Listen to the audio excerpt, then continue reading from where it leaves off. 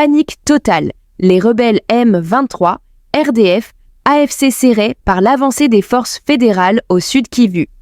Hier, des avions ont transporté des éléments des FARDC et des mercenaires colombiens ou américains de Kisangani et Kindu vers Kalemi. Ils ont ensuite traversé le lac via le port international de Kalemi pour rejoindre Uvira, où ils retrouveront les forces burundaises et Wazalendo, avant de lancer leur plan de reconquête des villes stratégiques de Bukavu et Goma.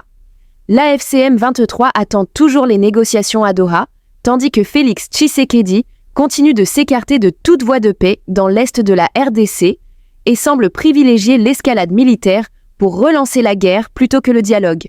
Les lions sont aux aguets.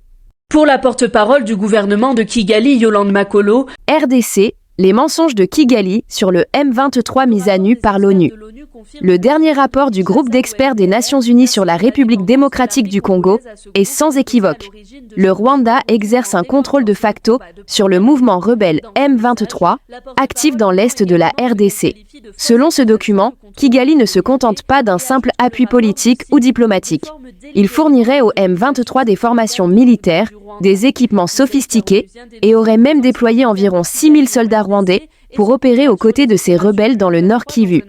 Les accusations, loin d'être nouvelles, s'appuient cette fois sur un faisceau de preuves croisées. Images satellites, témoignages de terrain et rapports d'opérations conjointes déjà mentionnés dans des documents antérieurs de l'ONU. Des dénégations de plus en plus contestées. Face à ces révélations, les autorités rwandaises persistent à nier toute implication directe. Le président Paul Kagame est même allé jusqu'à déclarer dans une interview diffusée par CNN qu'il ne savait pas si ses troupes se trouvent en RDC.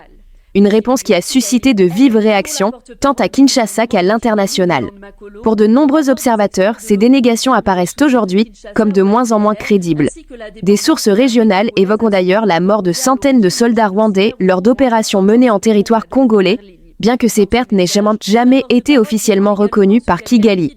Ce rapport de l'ONU vient ainsi renforcer les accusations formulées de longue date par les autorités congolaises et relance les débats sur la responsabilité régionale dans la prolongation du conflit dans l'est de la RDC. Pour la porte-parole du gouvernement de Kigali, Yolande Makolo, le rapport des experts de l'ONU confirme le soutien de Kinshasa au FDLR ainsi que la dépendance de l'armée congolaise à ce groupe composé à l'origine de génocidaires hutus-rwandais comme force de combat de première ligne.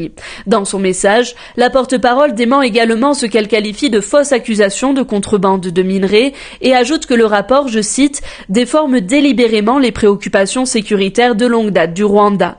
Les experts onusiens dénoncent la présence militaire de Kigali en RDC et son contrôle sur les opérations du M23 dans un objectif de conquête de territoire, constituant, selon eux, des actes susceptibles de sanctions. La menace persistante des FDLR, soutient Yolande Makolo, justifie les mesures défensives de Kigali dans ces zones frontalières.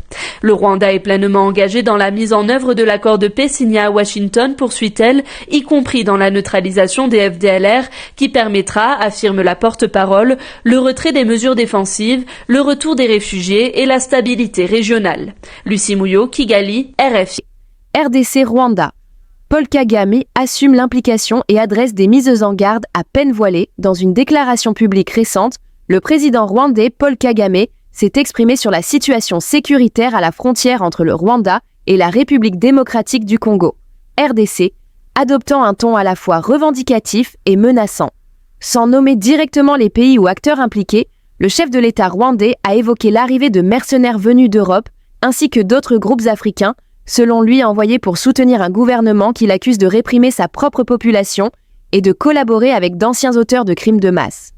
Ils ont envoyé des armes, des soldats, tout ce qu'il fallait pour appuyer un régime qui soutient ceux qui ont tué notre peuple, a-t-il déclaré, faisant référence aux événements du génocide de 1994. Kagame affirme que ses forces se sont massées le long de la frontière rwandaise avec l'intention de nuire à son pays, mais que leur tentative aurait échoué. Il laisse entendre que son gouvernement aurait volontairement limité sa riposte, bien qu'il affirme disposer des moyens pour aller plus loin. Ce qui s'est passé n'était qu'une fraction de ce que nous pouvions faire, nous leur avons laissé un passage sécurisé pour rentrer chez eux. Mais s'ils avaient choisi de résister, les conséquences auraient été toutes autres, a-t-il lancé.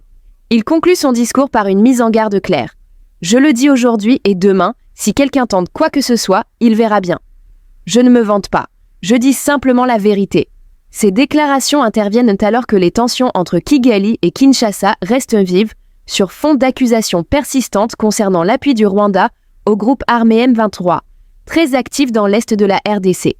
Kinshasa, 2 miliciens Mobondo capturés à Maluku par les FARDC, les Forces armées de la République démocratique du Congo, FARDC, ont capturé le vendredi 4 juillet 2 miliciens Mobondo en possession d'une arme à feu lors d'une patrouille de combat menée dans le village de Kintala, situé dans le groupement Bagata, commune rurale de Maluku, à l'est de Kinshasa.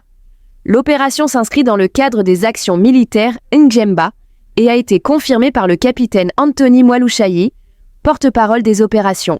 Démantèlement d'une barrière illégale. Lors de cette intervention, les troupes ont également procédé au démantèlement d'une barrière illégale érigée par ces éléments armés, utilisés pour extorquer les populations civiles. Cette action a été accueillie avec soulagement par les agriculteurs et les habitants locaux, longtemps victimes d'intimidation, de violence et de diverses formes de tracasseries. Un climat d'insécurité persistant. Malgré les campagnes de sensibilisation menées par la Réserve armée de la défense RAD, les miliciens Mobondo poursuivent leurs exactions dans plusieurs zones, notamment contre les civils. Le capitaine Mwalushayi a rappelé l'engagement total des FARDC à neutraliser ce mouvement armé et à rétablir l'autorité de l'État dans cette région. L'objectif est clair, éradiquer totalement ce mouvement qualifié de négatif et restaurer une paix durable dans la périphérie est de la capitale, a-t-il déclaré. Un bilan humain et humanitaire alarmant. Selon les organisations de la société civile, les violences perpétrées par les miliciens Mobondo ne se limitent de plus aux zones rurales. Elles s'étendent désormais aux provinces du Kwilu, du Kwango et jusqu'à Maluku, aux portes de la capitale. Le bilan humanitaire est préoccupant. Plus de 550 000 personnes déplacées, plus de 5 000 morts, environ 800 blessés, plus de 450 infrastructures détruites, dont des écoles, des centres de santé, des églises et des habitations civiles. Les autorités congolaises appellent à une mobilisation accrue des forces de sécurité et des partenaires humanitaires pour mettre un terme à cette crise persistante.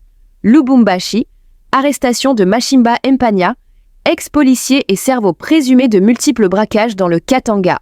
Les services de sécurité de Lubumbashi ont procédé à l'arrestation de Mashimba Mpanya, ancien commissaire adjoint de la police nationale congolaise, PNC, à Idiofa, recherché pour de nombreux cas de braquage à main armée et d'homicide dans la région du Katanga. La présentation officielle du suspect aux autorités provinciales a eu lieu ce vendredi 4 juillet, à l'occasion de la cérémonie de remise de l'étendard de commandement au nouveau commissaire provincial de la PNC dans le Haut-Katanga, Blaise Kilimbalimba, par le gouverneur Jacques Kiabula. Un parcours marqué par la trahison du serment policier. Selon les renseignements de la police, Mpanya, surnommé Action, était commissaire adjoint en poste à Idiofa avant de disparaître en 2015, après avoir détourné la paix des policiers. Il s'était ensuite réfugié à Lubumbashi avant de se rendre en Afrique du Sud. À son retour, il aurait formé plusieurs réseaux criminels responsables de braquages spectaculaires dans le Haut-Katanga. C'est un ancien B6. En 2015, il a détourné les fonds destinés à la solde des policiers à Idiofa. Il est ensuite réapparu à Lubumbashi, où il a organisé une série de braquages. Il a été arrêté en 2017, mais a obtenu une liberté provisoire après 3 mois de détention, ont expliqué les services de renseignement de la police.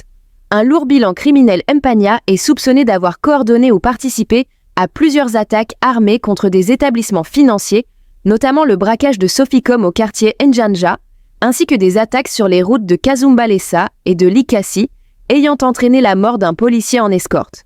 Il est également impliqué, selon la police, dans l'assassinat du commerçant bien connu à Lubumbashi, Chimbulu Tchenche. Ses activités se seraient étendues à d'autres villes comme Kolwezi, Mbuji-Mayi, Kinshasa et jusqu'à Harare, Zimbabwe, et en Afrique du Sud, où il aurait implanté un vaste réseau criminel. Un message fort contre l'impunité. L'arrestation de cet individu s'inscrit dans une série d'opérations de sécurisation menées par les FARDC et la PNC à Lubumbashi. En un mois, nous avons interpellé 48 casseurs de vitres, 5 coupeurs de route et désormais ce grand criminel. Son arrestation envoie un signal clair. Les criminels seront pourchassés. Les policiers doivent rester fidèles à leur mission et la population peut compter sur nous, a déclaré le commissaire Blaise Kilimbalimba. La cérémonie symbolique s'est tenue sur l'esplanade du bâtiment du 30 juin. marquant également l'an 1 du commissaire Kilimbalimba à la tête de la police provinciale du Haut-Katanga. Nous sommes arrivés à la fin de cette édition.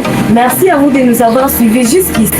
Si vous avez apprécié ces contenus, n'oubliez pas de vous abonner à notre chaîne, d'activer la cloche de notification pour ne rien manquer de nos prochaines vidéos. Likez et partagez cette vidéo. On se retrouve très prochainement. À bientôt.